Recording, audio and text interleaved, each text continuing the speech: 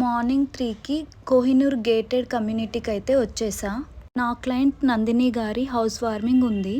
Location బాగుందని నేనైతే కొన్ని రీల్స్ తీసుకున్నాను. ఇంకా వర్క్ స్టార్ట్ చేసే ముందు నందిని గారు చెప్పారు, చాలా లైట్ మేకప్ కావాలి అండ్ మెస్సీ బ్రైడ్ కావాలని చెప్పారు.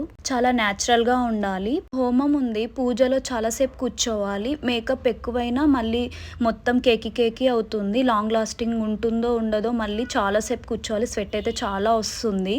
దానికి తగ్గట్టు మేకోవర్ చెయ్యు అని చెప్పారు. ఇంకా నందిని గారు అయితే ఫైనల్ లుక్ చూసుకున్న తర్వాత చాలా హ్యాపీగా ఫీల్ అయ్యారు. ఓవరాల్ లుక్ తను చాలా సార్లు ఇలా చూసుకున్నారు అండ్ మెస్సీ బ్రైడ్ కూడా చాలా మంచిగా వచ్చింది, న్యాచురల్గా వచ్చిందని అన్నారు.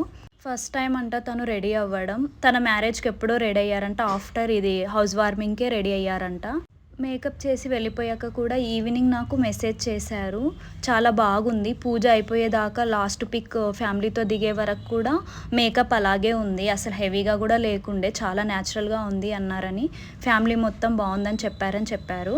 ఇంకా మా మేకప్ ఆర్టిస్టులు అయితే ఖాళీ దొరికితే చాలు, లొకేషన్ మంచిగా ఉంటే సెల్ఫీలు ఫోటోలు దిగుతూనే ఉంటారు. ఇంకా నేనైతే అలాగే చేస్తాను. నా మైండ్ అయితే చాలా రిలాక్సింగ్గా ఉంటుందని, వర్క్ ప్రెజర్ ఏమి ఉండకుండా ఉంటుందని.